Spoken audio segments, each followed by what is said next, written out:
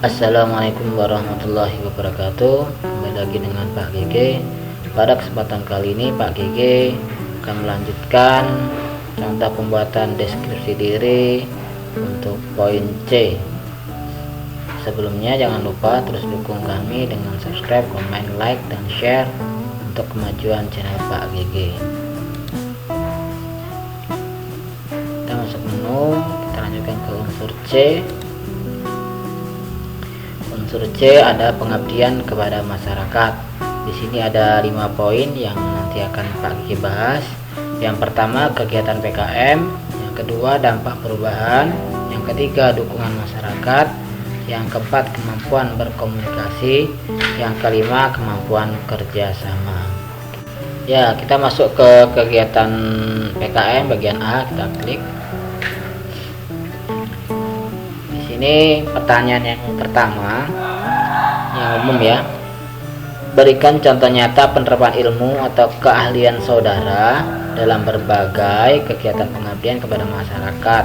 Deskripsikan dampak perubahan dan dukungan masyarakat terhadap kegiatan tersebut. Ini untuk 3 pertanyaan. Jadi kegiatan PKM-nya seperti apa, yang kedua dampak perubahannya seperti apa, dan bagaimana dukungan masyarakatnya. Selanjutnya, berikan contoh nyata kemampuan berkomunikasi dan kerjasama yang saudara tunjukkan dalam pengabdian kepada masyarakat. Sini ada 2 pertanyaan, kemampuan berkomunikasi dengan kemampuan kerjasama. Kita lanjut. Untuk kegiatan PKM ini, jelaskan secara rinci kegiatan pengabdian kepada masyarakat yang telah saudara lakukan dan yang sedang dilakukan jika ada. Nah, ini artinya Bapak Ibu menjelaskan kegiatan pengabdian masyarakat yang telah dilakukan. Itu yang lebih baik. Kalaupun itu masih ada yang sedang dilakukan, juga jelaskan. Contohnya, kalau yang saya buat pada tahun 2017 saya melaksanakan pelatihan tes kompetensi dasar akademik atau TKDA untuk dosen muda di STKIP IPM Bangko. Ini karena saya berasal dari prodi pendidikan matematika dan teman-teman pada waktu itu yang di luar pendidikan matematika ingin melaksanakan pelatihan TKDA. Akhirnya saya bantu. Ini sesuai dengan bidang ilmu saya. Yang kedua, tahun 2015 saya menjadi panwas kecamatan pada Pilkada Gubernur dan Wakil Gubernur Jambi tahun 2015. Ini memang sebenarnya bukan sesuai keahlian saya, tapi pada waktu itu saya melaksanakan pengabdian berupa menjadi panwas kecamatan di daerah Merangin.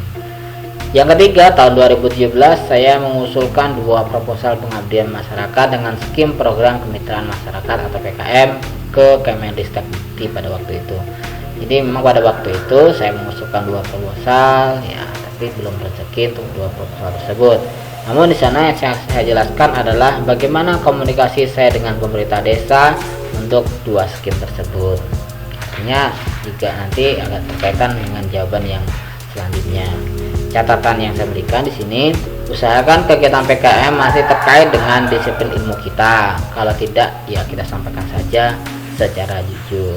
Yang di sini yang nomor 1 ini terkait dengan disiplin ilmu saya, matematika. Di sana membahas TKDA, karena juga ada deret angka, deret banyak aritmatika dan seterusnya. Jadi yang ini yang sesuai dengan kemampuan saya. Sedangkan yang poin 2 ini memang di luar keahlian saya, tapi ya karena kesempatan saya mendapatkan itu ya saya jelaskan. Dengan ketiga ini saya coba mengusulkan 2 program, namun ya itu tadi belum rezeki saya. Ya, kita lanjutkan. Dampak perubahan. Jelaskan dampak dari kegiatan PKM yang saudara telah lakukan. Jadi kalau dampak ini yang telah kita lakukan saja. Contohnya untuk pelatihan TKDA dosen muda di STKIP IPM Bangko, saya berikan dengan memberikan beberapa tips dan trik cepat dalam menyelesaikan soal soal terkait dengan deret angka, aritmatika, dan analisis figural, sehingga teman-teman dapat memahami soal-soal TKDA dan sukses mengikuti tes TKDA. Jadi dampaknya pada waktu itu teman-teman yang mengikuti tes TKDA mendapatkan poin yang cukup tinggi, sehingga teman-teman bisa melanjutkan untuk mengikuti sertifikasi dosen di tahun itu. Yang kedua, pembekalan yang saya berikan baik kepada PPL maupun kepada pengawas TPS cukup antusias bertanya terkait dengan pengawasan pilkada, dan mereka mampu melaksanakan dengan baik tugas dan wewenangnya di lapangan. Dampaknya mereka dapat bekerja dengan baik dari awal sampai akhir pilkada. Jadi ketika pada waktu itu saya menjadi ketua Panwas kecamatan di salah satu kecamatan di Kabupaten Merangin, diberikan kepercayaan untuk memberikan pelatihan kepada PPL di tingkat desa dan pengawas TPS di tingkat TPS, sehingga pada waktu itu pelaksanaan pilkada untuk gubernur dan wakil gubernur Jambi berjalan dengan baik, terkhusus untuk kecamatan yang saya pimpin pada waktu itu.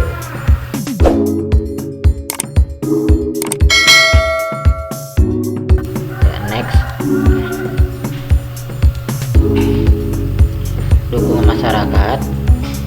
Jelaskan dukungan masyarakat terkait dengan kegiatan PKM yang saudara lakukan. Di sini bagaimana masyarakat mendukung terkait dengan kegiatan PKM yang telah kita lakukan ataupun yang sedang kita lakukan. Kalau contoh yang saya berikan di sini, yang saya buat pada waktu itu, pelatihan TKDA dosen muda di STKI BPM mendapat sambutan yang hangat dari teman-teman dosen. Harapannya beberapa dosen untuk mengadakan pelatihan yang sama di tahun mendatang. Di sini pada waktu itu harapan dari teman-teman saya itu untuk mengadakan di tahun mendatang, supaya teman-teman yang lain juga bisa mengikuti pelatihan dari TKDA tersebut. Yang kedua, kegiatan pembekalan yang saya lakukan mendapat tanggapan yang baik dari masyarakat, karena dengan adanya pelatihan yang diberikan, masyarakat dapat dilibatkan dalam kegiatan pilkada gubernur dan wakil gubernur Jambi tahun 2015. Di sini saya melibatkan masyarakat pada waktu itu ya ada kegiatan pengawasan partisipasif dari masyarakat.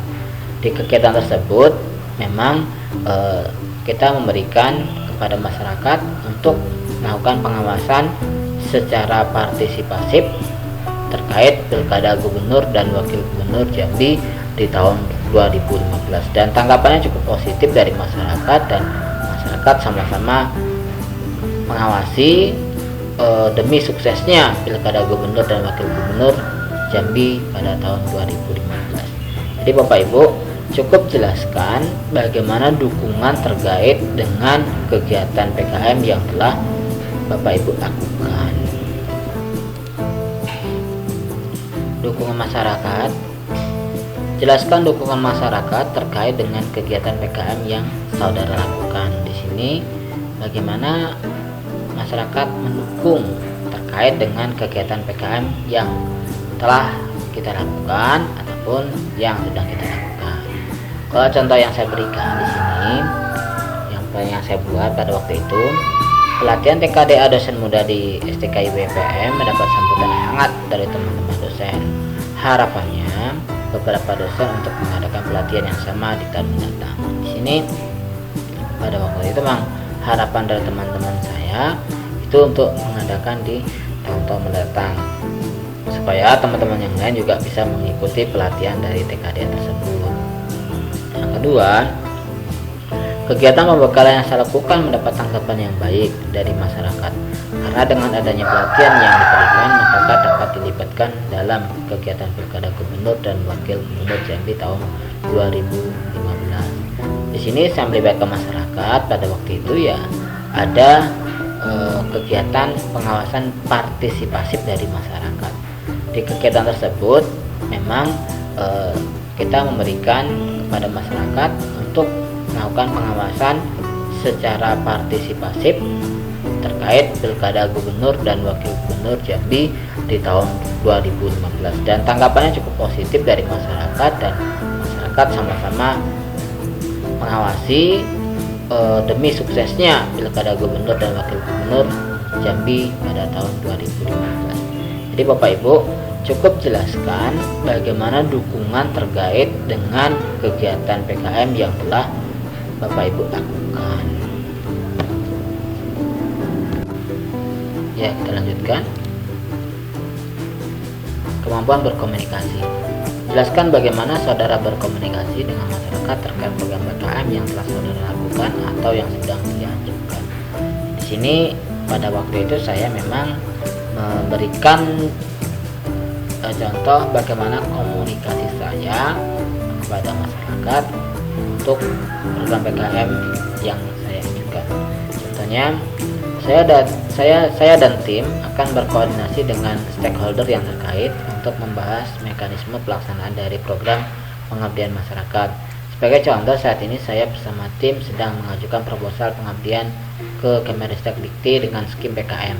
Seandainya proposal saya dinyatakan lulus untuk pendanaan tahun 2018, maka saya akan melaksanakan pengembangan website dan pelatihan teknologi informasi untuk meningkatkan pelayanan masyarakat di Desa Bukit Bungkul. Jadi di sini komunikasi yang saya jelaskan adalah komunikasi dengan masyarakat terkait bagaimana saya untuk mengajukan judul skim PKM dengan pengajuan judul proposal pengabdian masyarakat dengan skim PKM. Di sisi lain juga komunikasi yang dijelaskan adalah komunikasi dengan tim, bagaimana saya membangun komunikasi yang baik itu terkait dengan stakeholder yang terkait untuk membahas mekanisme dan pelaksanaan dari program pengabdian masyarakat. Jadi di sini banyak yang terkait, misalnya ya perguruan tinggi, dengan pimpinan saya komunikasi bagaimana, komunikasi dengan kadesnya di Desa Bukit Bungkul bagaimana, koordinasi dengan bagian staf di desa tersebut bagaimana, dan seterusnya. Jadi komunikasi inilah yang sebenarnya yang saudara jelaskan terkait program PKM yang telah saudara lakukan.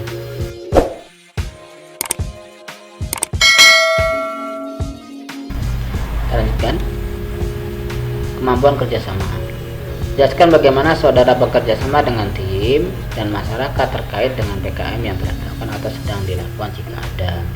Jadi sini kerjasama itu ya dua sektor. Pertama, kerjasama dengan tim untuk pelaksanaan PKM. Yang kedua, kerjasama dengan masyarakat terkait dengan pelaksanaan PKM. Sebagai contohnya, sebagai anggota tim, saya berusaha untuk berkomunikasi dengan ketua tim terkait pelaksanaan dari PKM yang sedang dilaksanakan. Dengan anggota tim lain, saya saling mengingatkan bahwa sukses atau tidak PKM itu tergantung dari kita. Bekerjasama dengan masyarakat tentunya menggunakan aturan yang berlaku di daerah tersebut. Kerjasama yang kita bina dengan masyarakat menghasilkan sebuah PKM yang bagus, baik dari segi pelaksanaannya maupun dampak yang diberikan. Di sini ya Bapak Ibu tinggal jelaskan bagaimana kerjasama dengan tim. Kalau saya ya sebagai anggota ya saya komunikasi dengan ketua. Kalaupun ada anggota yang lain misalnya kurang begitu bekerja dengan baik, ya tentu kita mengingatkan kembali, ya kita menegur dengan cara yang baik. Kalau kerjasama dengan masyarakat, ya di sini kalau kita bekerja sama dengan desa misalnya, ini memang banyak aturannya, ya kita harus menggunakan surat izin, kita harus koordinasi dengan kepala desa, kita juga harus meminta izin. Nanti kalau setelah kita PKM yang kita berikan, tentu kita juga minta surat keterangan kita melaksanakan PKM. Ya kerjasamanya dengan masyarakat kalau di kantor desa itu ya sifatnya formal. Jadi Bapak Ibu ya tidak harus kaku mengikuti aturan tersebut, jadi harus lebih fleksibel. Ini yang harus Bapak Ibu sampaikan dalam pembuatan DD Bapak Ibu. Ya demikian untuk pembahasan DD di unsur C, pengabdian kepada masyarakat. Ini sudah Pak Gigi bahas dari poin A sampai poin E, yang mudah-mudahan bermanfaat. Pada intinya saran dari Pak Gigi, ya buatlah DD sejujur mungkin sesuai dengan Bapak Ibu yang lakukan ataupun yang sedang dilakukan. Kalaupun mengikuti skim-skim yang pendanaan, ya dijelaskan juga di sana, baik untuk kegiatan PKM-nya dampak perubahannya ya Bapak Ibu jelaskan saja bagaimana dampak perubahan secara jujur, bagaimana dukungan terhadap masyarakat terhadap PKM yang Bapak Ibu lakukan, dan bagaimana kemampuan berkomunikasi terhadap masyarakat, dan bagaimana kemampuan kerjasama dengan tim dan kepada masyarakat. Ya, mungkin saja dari Pak Gigi, mudah-mudahan bermanfaat. Pak Gigi akhiri, assalamualaikum warahmatullahi wabarakatuh.